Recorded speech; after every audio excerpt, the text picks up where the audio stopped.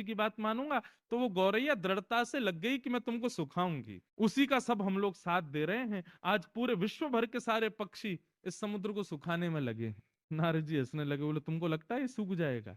बोले हमको पता है ये नहीं सूखेगा, लेकिन हमारे भीतर धैर्य है, हम दृढ़ता से करेंगे। क्योंकि ठाकुर जी कहते हैं कर्म फल जरूर देता है, भले ही चाहे वो समुद्र को सुखाने का ही क्यों ना हो। हम लोग लगे, हम जानते हैं हमारे प्राण निकल जाएंगे एक दिन ये करते करते, समुद्र नहीं सूखेगा, लेकिन फिर भी हम लगे हैं। नारद जी महाराज उन सबके इस धैर्यवंत को देख करके इतने प्रसन्न हो गए कि वे सीधे नारायण भगवान के पास गए और कहा, बोले भगवान आज मैंने एक आश्चर्य देखा। और उन्होंने पूरा वृत्तांत नारायण भगवान को सुनाया। भगवान बोले बात तो तुम्हारी बहुत बढ़िया है, लेकिन ये तो संभव ही नहीं है, समुद्र कभी नहीं सूख सकता। नारद जी बोले आपके चाहने पे भी नहीं सूखेगा।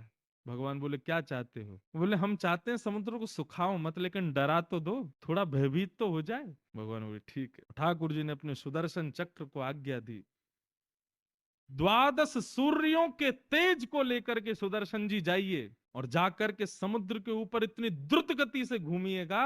एक तो 12 सूर्य मतलब 12 सूर्यों का ताप, और दूसरा सुदर्शन चक्र की गति, इन दोनों से समुद्र को प्रताड़ित कीजिएगा। तो जो समुद्र का जल एक सूर्य से भाप बन करके उड़ता है, अगर सोचो 12 सूर्य प्रकट हो जाए तो कितनी द्रुत गति से उड़ेगा। 100 वर्ष में जितना जल उड़ना चाहिए उतना जल एक क्षण में उड़ेगा। और फिर उसके बाद में सुदर्शन जी की गति, उससे भी जल उड़ेगा। भगवान ने कहा सुदर्शन जी जाइए पक्षियों की सहायता कीजिए। आकाश मार्ग से विशाल प्रचंड अपने ऊपर तेज लेकर के सुदर्शन जी आए और आकर के इतनी द्रुत गति से समुद्र पर घूमने लगे।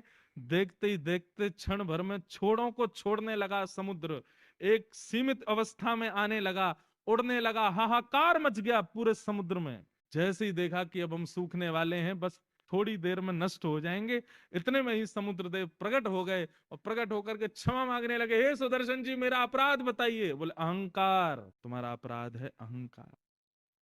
बात यह नहीं है कि गौरैया पक्षी की तुमको सहायता करनी है, बात यह है कि उसकी धैर्यता देखो और अपना अहंकार देखो। वो जानती है कि तुमको कभी सुखा नहीं पाएगी, लेकिन फिर भी तुम्हारा इतना अभिमान, आज तुम सूख करके रहोगे।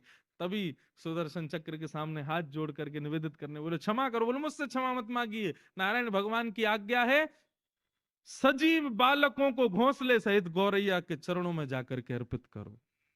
तुरंत सुदर्शन देव प्रकट समुद्र देव प्रकट हुए और उस घोंसले को ले जाके गौरैया के चरणों में अर्पित किया। कहने को एक कथा है, परंतु ये धैर्यवंत सहनशील व्यक्ति का लक्ष्य